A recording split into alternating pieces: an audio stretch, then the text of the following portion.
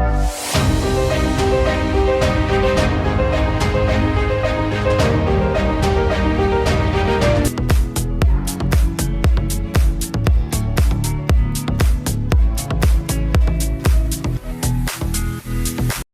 good morning sa inyo. So for today's video, may isi-share lang ako sa inyo na na-experience ko kanina during my watch.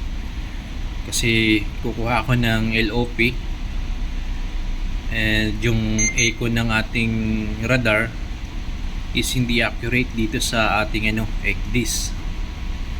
So kailangan natin magbasa ng manual and nagtanong-tanong din tayo and nasolve naman natin yung problem.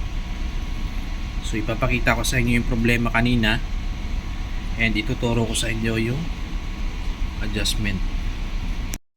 So yan guys yung natin kanina, yung echo ng ating radar na naka-overlay dito sa ating ECDIS. So kung makikita nyo dito, yung echo nya is hindi siya accurate dun sa map natin.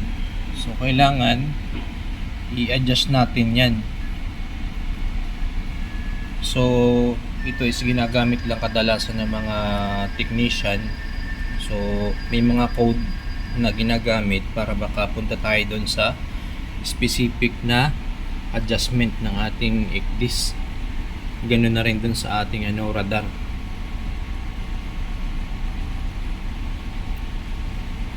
So para ma-adjust natin yan, punta tayo ng main and then punta tayo ng code input and then ang next is yan, select natin yung 9 then enter and then okay.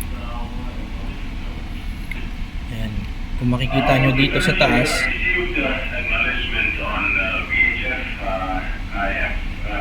so wala na yung mga menu dito sa taas. So ang makikita nyo na lang dito is yung serviceman. Ayan. And then punta kayo ng adjust. Ayan. So i-adjust natin yung echo. Ayan.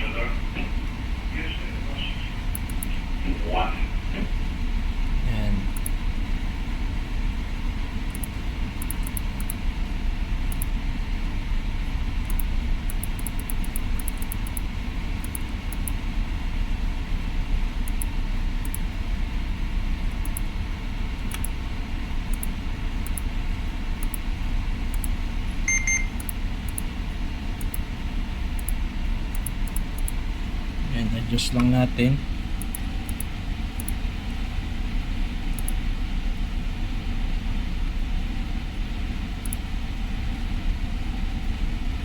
So yan guys, no, kung makikita nyo, halos tama na yung echo ng binabato ng ating radar dito sa ating ECDIS.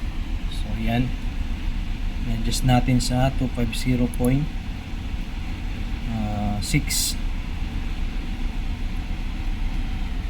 And also i-double check natin yan doon sa ating radar. Kukunin natin yung range and bearing para ma-confirm natin kung tama na talaga tong echo ng ating radar na naka-overlay dito sa ating ECDIS. So kung makikita nyo, yan, yung echo nung barko na nasa unahan natin, yan, is accurate na yung kanyang position dun sa target natin.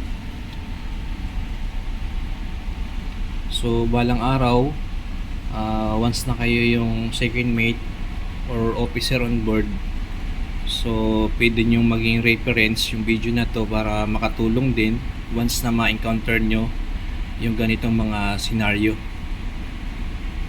So yun lang guys, thank you.